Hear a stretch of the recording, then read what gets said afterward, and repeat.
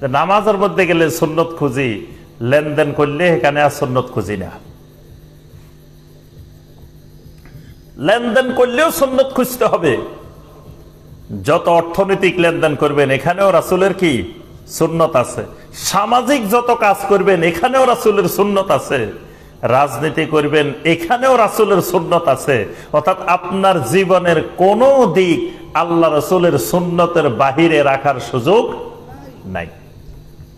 যদি রাখেন, যদি মনে করেন যে না আমার ইবাদত, আমার আমল, তারপরে আমার এই জিনিস ইসলামের আলোকে হবে, আর আমার অর্থনীতি, আমার রাজনীতি, আমার সমাজনীতি এগুলো ইসলামের বাহিরে হবে, সুন্নতের বাহিরে হবে, যদি এটা ঠিক করে নেন তাহলে আল্লাহ পাক ফতোয়া দিবেন, আফাতুমিনুনা বিবাদিল কিতাবি ওয়া তাকফুরুনা বিবাদ ফামা জাযাউ মান ইয়াফআলু যালিকা মিনকুম ইল্লা খিজিয়ুন ফিল হায়াতিদ দুনিয়া।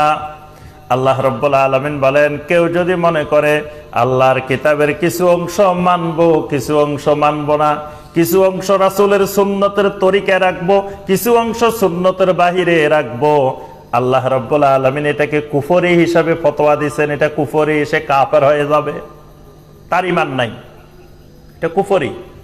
অর্থাৎ জীবনের কোনো একটা দিক, কোনো একটা অংশ রাসূলের সুন্নতের বাহিরে রাখার সুযোগ নাই। যদি বলেন টয়লেটে গেছেন, টয়লেট নাপাক জায়গা, এখানে আমার রাসূলের সুন্নত নেওয়া যাবে না, কি টয়লেটে গেলে সুন্নত নিয়ে যেতে হবে না সুন্নত বাইরে রাখি যেতে হবে? বলেন তো দেখি। টয়লেটে গেছেন, সুন্নত নিয়ে ভিতরে যাবেন না সুন্নত বাইরে রাখি যাবেন? সুন্নত বাইরে রাখে যাওয়ার সুযোগ নেই।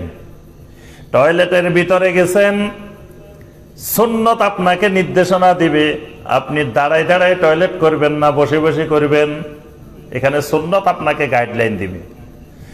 কোন দিকে ফিরে বসবেন, কোন দিকে ফিরে বসা যাবে না, এটা আপনাকে সুন্নতের গাইডলাইন দিবে।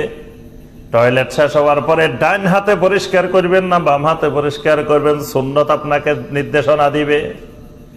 এরপরে আপনি ডান পা দিয়ে বের হবেন না বাম পা দিয়ে বের হইবেন, সুন্নত আপনাকে নির্দেশনা দিবে। একটা টয়লেটের ভিতরে গেলে আল্লাহ রাসূল সাল্লাল্লাহু আলাইহি ওয়াসাল্লামের কতগুলো সুন্নত মানতে হয়, তাহলে টয়লেটও সুন্নতের বাইরে না, কি বাইরে? ঘুমাইতে গেছেন, সুন্নতের বাহিরে ঘুমানোর সুযোগ নাই, এখানেও কত সুন্নত। খাইতে গেছেন, এখানেও সুন্নত। সুতরাং আপনি ব্যাংকে যাবেন, এখানেও সুন্নত। দোকানে বসছেন, এখানেও সুন্নত। সংসদ ভবনে গেছেন, এখানেও সুন্নত। দুনিয়ার যেখানে যাবেন সেখানেই সুন্নত লাগবে। সুন্নতের বাহিরে দুনিয়ার কোথাও যাওয়ার আমার আপনার সুযোগ নাই। আল্লাহ রাসূলের সুন্নতের বাহিরে আপনি একটা কদম দেওয়ারও সুযোগ নেই, যদি ইমানদার হন। আর ইমানদার না হলে তো রাসূলের সুন্নতের দরকার নাই, যেমনি মনে চায় তেমনি চলতে পারেন। তাহলে আমরা বুঝলাম কয়টা ক্ষেত্রে সুন্নতের ইত্তেবা করতে হয়, মনে আছে? দেখে এবার আমাদের আজকের স্টুডেন্ট কিরকম মেধাবী একটু পরীক্ষা করে নি। কয়টা ক্ষেত্রে আল্লাহ রাসূলের সুন্নতের ইত্তেবা করতে হবে? 5টা ক্ষেত্রে। বলেন কয়টা ক্ষেত্রে?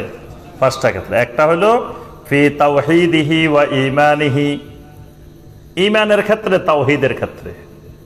2 নম্বর বলছি ওয়া ফি নিয়্যাতিহি ওয়া ফি ফিকরিহি,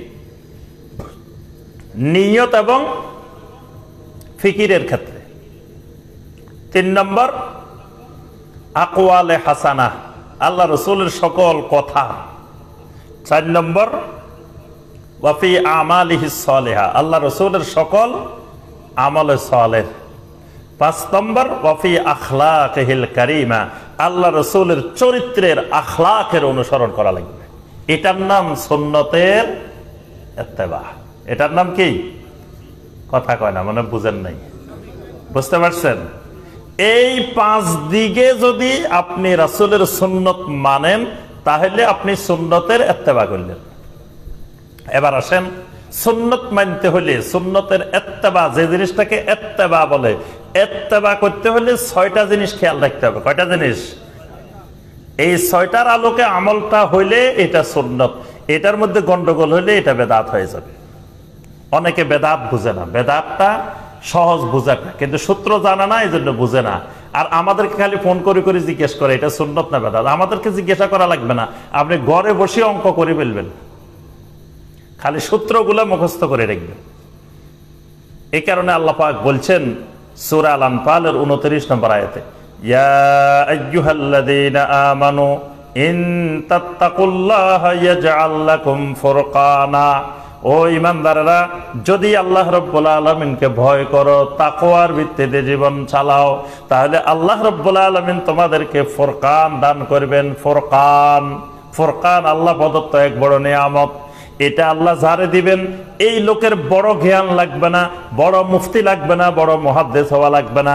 এই লোকটা দেখলেই চিনে ফেলবে এটা শিরিক, এটা কুফর, এটা নেফাক, এটা বেদাত।